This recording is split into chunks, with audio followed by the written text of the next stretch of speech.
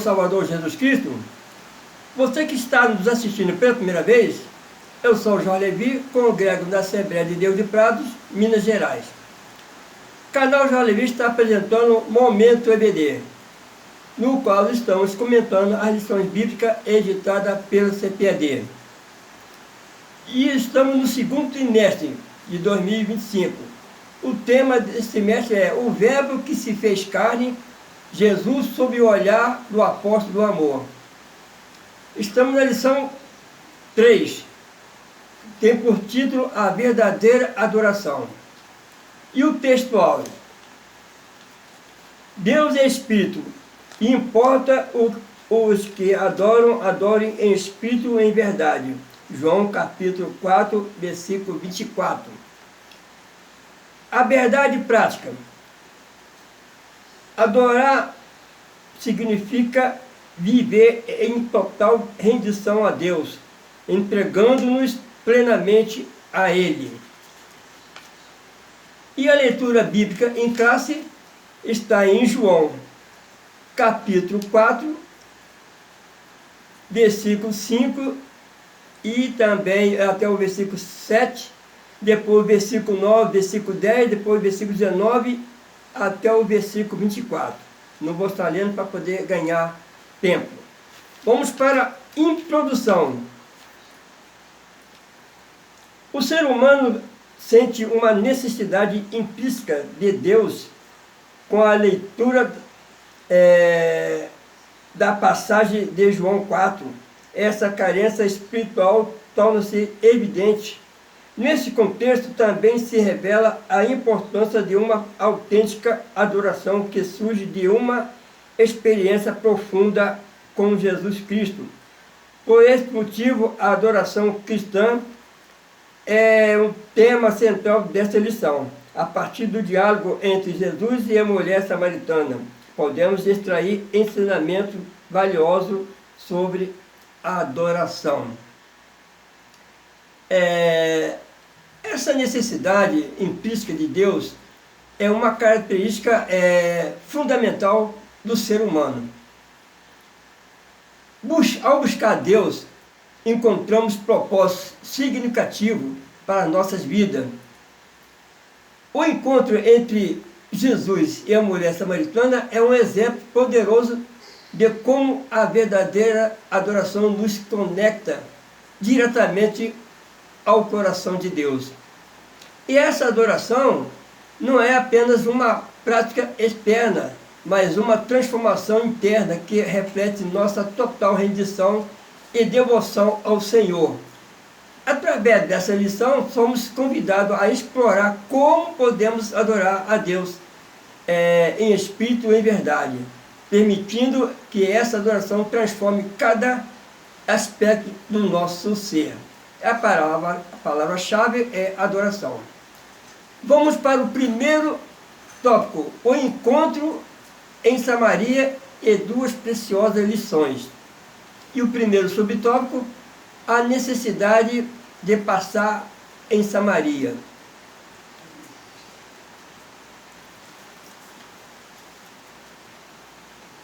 Em João 4, versículo 4, é informado que era-lhe necessário passar por Samaria. O Senhor deixava a Judéia em direção à Galileia, e para tal teria de atravessar por Samaria. Apesar de evitar entrar nessa cidade devido à tensão racial entre judeus e samaritanos, havia uma missão ainda mais urgente: o encontro com uma mulher samaritana em Sicar, junto à fonte de Jacó. Durante essa conversa, Jesus abordou o assunto sobre o local adequado para adorar a Deus. Seria em Samaria ou em Jerusalém? Nesse diálogo, nosso Senhor ensinou duas importantes lições. Podemos destacar que a decisão de Jesus de passar por Samaria não foi apenas uma questão geográfica, mas uma escolha intencional para quebrar barreiras culturais e religiosas. Jesus sempre busca aquele que estão marginalizados ou distantes, mostrando que o amor e a salvação de Deus são para todos. Este encontro nos ensina que devemos seguir o exemplo de Jesus, buscando alcançar aqueles que estão fora de nossa zona de conforto e compartilhar com eles a mensagem do amor de redenção. Então nós vemos aqui que foi uma intenção de Jesus passar ali em Samaria. Ele estava fazendo algo que um ser humano não imaginava, os discípulos principalmente. Mas Jesus ele veio com a missão. E essa missão ele não poderia deixar passar, porque ele veio para realizar a missão, que como missionário que foi, trazendo boas novas de salvação. Então ele tinha que passar nessas regiões no qual havia conflitos entre os judeus e samaritanos. Vamos para o segundo subtópico, a necessidade do ser humano. O encontro entre Jesus e a mulher samaritana não foi um simples acaso. Ele encontrava-se sentado à beira da fonte de Jacó na hora sexta, durante o calor do meio-dia. A mulher samaritana dirigiu-se à fonte para recolher água, momento em que se cruzou com Jesus e ouviu um pedido do amado mestre: dá-me de beber? E a resposta foi desse jeito: dá-me de beber. Então aqui o mestre interrogando aquela mulher. Em resposta ao pedido de Jesus, ela iniciou uma conversa com o divino mestre, até que este lhe propôs uma água que se tornará nela uma fonte de água a jorrar para a vida eterna. O que Nosso Senhor ofereceu à mulher samaritana era um tipo de água capaz de transformar toda a sua existência. Aqui encontramos a primeira valiosa lição: toda pessoa necessita de Deus, e por isso devemos aproveitar cada oportunidade para partilhar essa água da vida. Este encontro de Jesus com a mulher samaritana simboliza a sede espiritual que todos nós temos. Uma sede que só pode ser saciada por Cristo. A água viva que Jesus oferece representa a vida eterna. É a transformação que ele traz. É bom enfatizar que assim como Jesus encontrou a mulher samaritana, ele também nos encontra em nosso momento de necessidade, oferecendo-nos uma nova vida e um propósito, porque ele tem todo poder, foi dado a Jesus. Então ele transforma a vida, ele tem a palavra de vida eterna. Então o ser humano tem necessidade, porque o ser humano ele já tem a natureza pecaminosa, ele precisa de salvação, e Jesus veio para salvar a todos. E essa palavra que ele trouxe ali para aquela mulher samaritana, mostrando a ele que ele tem a verdadeira água, a água que sacia a sede. Essa água é espiritual. A água natural, a água que satisfaz a nossa sede do corpo físico, mas nós tornaremos ter sede. Mas essa água que Jesus estava ofereceu é uma água salutar, ela que transforma a vida, ela limpa o pecado. E essa é a palavra que Jesus trouxe para aquela mulher samaritana, porque ela precisava de salvação. E para nós é muito importante, representa que Jesus veio para salvar a todos. Vamos para o terceiro subtópico, o lugar de adoração a Deus. Dando seguimento à conversa com Jesus, a mulher samaritana questiona sobre onde deveria ocorrer a verdadeira adoração, se é em Jerusalém ou no Monte Gerizim. Nesse diálogo, a samaritana procura entender o local apropriado para adorar a Deus. Em resposta à sua indagação, nosso Senhor revela uma nova forma de culto. E esta adoração não seria exclusiva dos judeus nem dos samaritanos. Na realidade, o verdadeiro culto dirigido a Deus deve ser feito ao Pai em espírito e em verdade. Aqui encontramos uma segunda lição valiosa: o autêntico culto de adoração a Deus, que satisfaz as necessidades humanas, não se limita a um lugar específico, mas reside no mais profundo do ser humano, em espírito e em verdade. Observa que Jesus redefine o conceito de adoração, afirmando que não é restrita a um local físico, mas é uma experiência espiritual. Ele destaca que adorar em espírito e em verdade significa viver uma vida que reflete a presença de Deus em todas as circunstâncias. Somos encorajados a buscar uma conexão pessoal com Deus, que transcende rituais, tradições, permitindo que a verdadeira adoração é essa adoração que nós devemos sempre ter, adoração em espírito e em verdade. Não importa o local, não importa o lugar, mas que em todo momento nós adoramos a Deus em qualquer circunstância. E essa é a lição que Jesus deixou. A verdadeira adoração é aquela que está no fundo do coração, no fundo da nossa alma, em espírito e em verdade. Não é uma adoração assim, falsa, uma adoração que não tem sentido nenhum, mas aquela verdadeira adoração de alma e de espírito, com todo o nosso ser. E essa é a verdadeira adoração. Vamos para o segundo tópico: o ensino de Jesus a respeito da verdadeira adoração. E o primeiro subtópico, a adoração. Ao afirmar que ofereceria a água viva aos que têm sede, Jesus referia-se uma vivência espiritual que se daria no interior de cada indivíduo.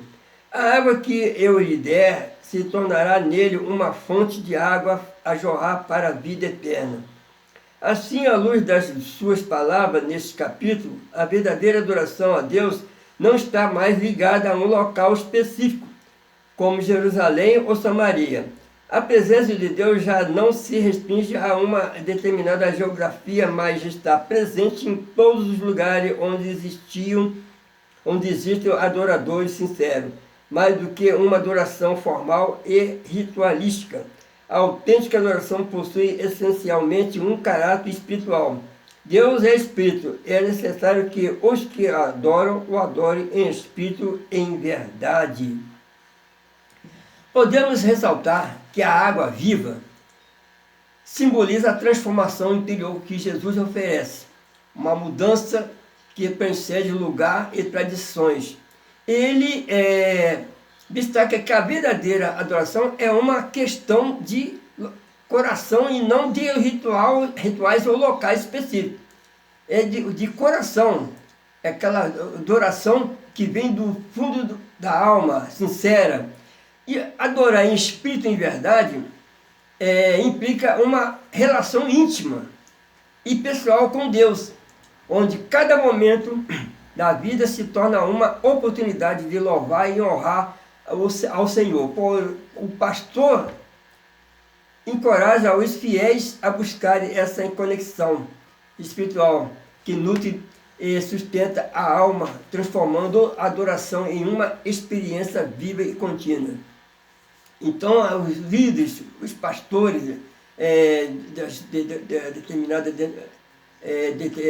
denominação, a palavra que Deus dá para eles, que é um instrumento usado por Deus, é para encorajar os fiéis a buscarem uma conexão espiritual para que sustenta a alma, transformando a adoração em uma experiência viva e contínua em nossa vida.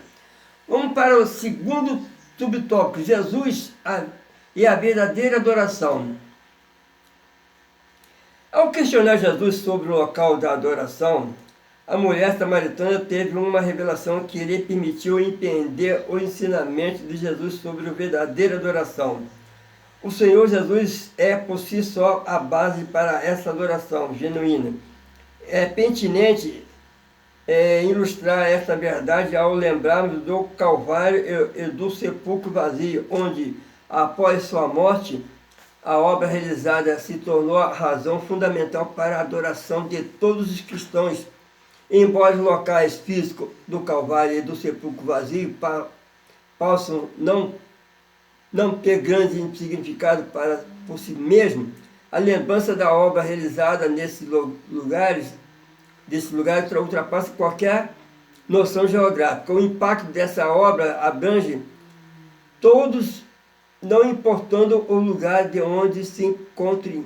Sempre que participamos da ceia do Senhor, essa memória permanece viva em nós, independentemente da nossa localização. Jesus é o centro da verdadeira adoração, pois sua obra redentora é o fundamento da fé cristã. Embora os locais históricos, como o Calvário e o sepulcro vazio, sejam significativos, é a obra de Cristo que realmente importa. Essa obra transcende o tempo e o espaço, unindo os cristãos em adoração, independentemente de onde esteja. Podemos lembrar que a ceia do Senhor é um momento poderoso de comunhão e lembrança do sacrifício de Jesus, reforçando a importância de manter viva essa memória em nossos corações como uma expressão contínua de gratidão a Deus. Vamos para o terceiro tópico, a adoração bíblica.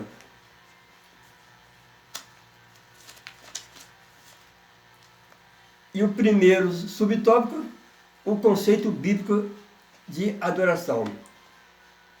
Na língua hebraica existe uma expressão chamada Hishtalia, que transmite a ideia de manifestar um temor reverente, admiração e respeito característico de adoração. Já na língua grega, duas palavras são utilizadas para definir a adoração: latreia e proskuneo. A palavra latreia refere-se à submissão de quem serve outrem. Por sua vez, proskuneo significa adorar ou ato de adoração. No diálogo com a mulher samaritana, Jesus utilizou o termo proskuneo. Em português, a palavra adoração implica atribuir mérito ou valor a alguém. Em suma, adorar a Deus significa essencialmente reconhecê-lo, render-se e exaltá-lo por tudo o que ele é e faz. A adoração é uma resposta natural ao reconhecimento da grandeza e majestade de Deus. Adorar não é apenas uma ação, mas uma atitude contínua de reverência, submissão, através das palavras Histaya, que foi lido, e também proskuneo, compreendemos que a adoração envolve tanto o serviço quanto a devoção pessoal. Aqui nós somos encorajados a viver uma vida que constantemente atribui o valor a Deus, demonstrando isso em suas palavras e ações diárias. Então, isso que nós devemos sempre ter em nossa vida, viver constantemente e dar valor a Deus, e para que vivemos sempre em comunhão e vivendo constantemente em adoração, independente onde nós estivermos. Vamos para o segundo subtópico, a adoração como ato de rendição a Deus. O conceito fundamental da palavra adorar, que é proskuneo, no Novo Testamento, remete originalmente à noção de beijar, associada a um ato que se dobrar ao joelho ou prostrar-se com testa no solo ou sobre os pés da pessoa a quem se está submisso. O episódio da mulher pecadora ilustra bem esse significado. Está lá em Lucas capítulo 7, versículos 37 e 38. E nos ensina a reconhecer a própria inferioridade e é também a superioridade daquele que estão dispostos a servir plenamente. A adoração verdadeira, que nós estamos sempre falando aqui nessa lição, que fala de adoração verdadeira, é uma expressão de humildade, conforme lemos do texto aqui, nós podemos entender, é um reconhecimento da soberania de Deus. E ele enfatiza que, como a mulher pecadora, nós devemos nos aproximar de Deus com um coração contrito, reconhecendo a nossa necessidade de sua graça. A rendição é um ato de amor e devoção, onde colocamos à disposição do Senhor e pronto para seguir a sua vontade. Vamos para o terceiro subtópico, adoração como ato de serviço a Deus.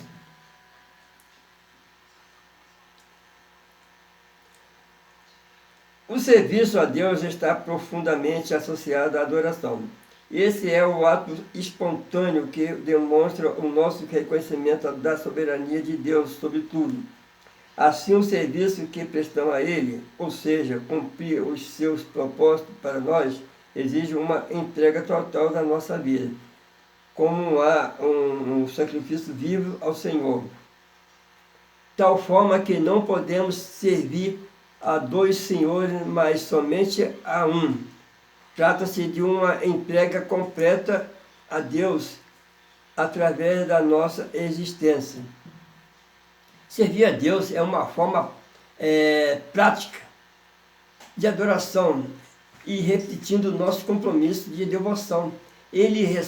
Nós podemos também ressaltar que a nossa vida deve ser um sacrifício vivo, onde cada ação é realizada para a glória de Deus. Nós devemos ser encorajados sempre a dedicar as nossas habilidades e recursos ao serviço do reino de Deus, lembrando que não podemos dividir nossa lealdade entre Deus e o mundo. Devemos demonstrar fidelidade a Deus. Não tem como adorar dois senhores, porque Deus ele não dá a sua adoração a ninguém.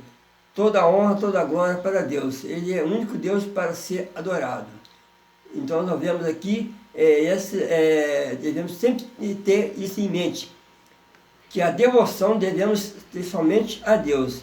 E dessa forma que nós estaremos fazendo a vontade de Deus, obedecendo a Ele, e o momento de podemos refletir a que Jesus deixou, a mensagem que nós devemos adorar somente a Deus, e aceitando a Jesus como Salvador, que Ele veio para salvar a todos. É o amor tão grande que Deus tem para toda a humanidade, que deu Jesus para salvar a todos. Morreu na cruz do Calvário, então Ele foi um Cordeiro de Deus que se entregou a si próprio para salvar a humanidade. Vamos para o subtópico 4, uma experiência interior de adoração. Sentimos uma necessidade profunda de adorar a Deus, conforme é lembrado no Salmo 42. A minha alma tem sede de Deus, do Deus vivo, quando entrarei e me apresentarei ante a face de Deus. E a gloriosa presença do Deus Todo-Poderoso satisfaz todas as carências da pessoa. Assim, a verdadeira adoração envolve uma postura interior que permite ao crente estabelecer um vínculo profundo com Jesus Cristo, reconhecendo-o como Senhor e Salvador das nossas vidas. Observa que a verdadeira adoração é uma experiência interior que transforma o nosso relacionamento com Deus. Aqui nós podemos dizer que podemos destacar que essa sede espiritual só pode ser saciada pela presença de Deus. Não tem outra forma. É com a presença de Deus, aquele que nos preenche e nos sustenta. Então nós devemos sempre ser encorajados a buscar esse relacionamento profundo e pessoal com Cristo, permitindo que Ele seja o centro de nossas vidas e é também a fonte de adoração. Chegamos à conclusão. Neste estudo, focamos nos ensinamentos práticos de Jesus acerca da adoração e, por consequência, discutimos a doutrina da adoração cristã. O capítulo 4 do Evangelho de João revela duas lições valiosas. A primeira é que todo ser humano possui uma necessidade de satisfazer a necessidade de Deus.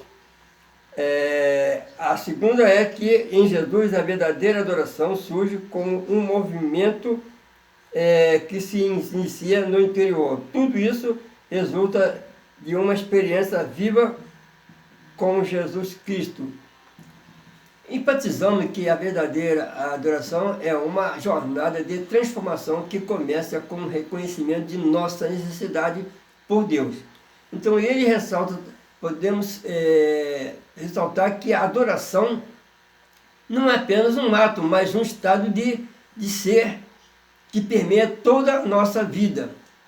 Através de Jesus somos convidados a entrar em um relacionamento profundo e autêntico com Deus, onde nossa adoração se torna uma expressão contínua de amor e devoção. Os cristãos, aqueles que são cristãos que foram chamados por Deus, que alcançou essa salvação, busca essa experiência viva e dinâmica com Cristo, permitindo que Ele seja o centro de suas vidas, de nossas vidas. Ele é a fonte de toda adoração. Ao vivermos nessa adoração verdadeira, repetimos a presença de Deus no mundo, tornando-nos testemunha de seu amor e graça, porque só pelo amor que Deus tem por todos que nós alcançamos a salvação. E essa salvação está extensiva para todos. Aqui terminamos a lição desse trimestre, dessa terceira lição que fala da verdadeira adoração, e que fica de lição é que nós devemos sempre estar adorando a Deus em espírito e verdade, em qualquer lugar, em qualquer situação, com nossas atitudes, com tudo que nós fazemos, sempre temos que estar Deus em primeiro lugar. Fazendo assim, nós estamos adorando a Ele em espírito e verdade. Fica todos com Deus, na paz do nosso Senhor Jesus Cristo. Amém.